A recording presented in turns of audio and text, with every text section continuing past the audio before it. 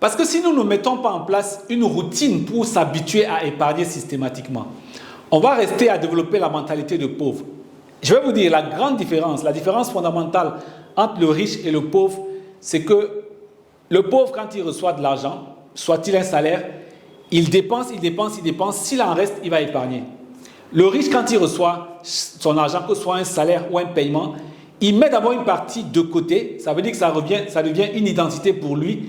Ensuite, le reste, il dépense. Et c'est parce qu'il aura mis suffisamment de côté jusqu'à un certain moment. Quand il aura une sécurité avec les 3 mois, tout ce qui est au-delà, il va commencer à investir. Donc, il faut bâtir l'habitude de retenir au moins 10%. Et nous recommandons entre 10 et 20% des revenus que nous avons chaque mois pour mettre en épargne.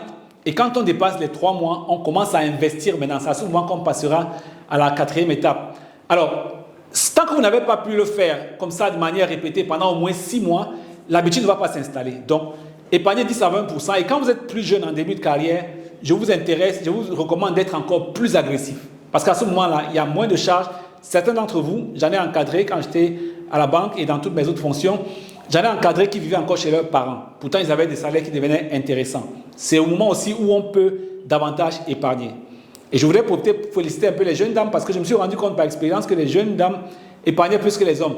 Ne me donnez pas l'explication, je ne veux pas savoir pourquoi, mais ce qui veut dire que quand on est jeune, on a moyen d'épargner davantage. Quand on a fait ces 3 éléments-là, vous voyez que les 3 premières étapes ne parlent que d'épargne, épargne, épargne. Épargne, donc une partie servira à éliminer les crédits de consommation.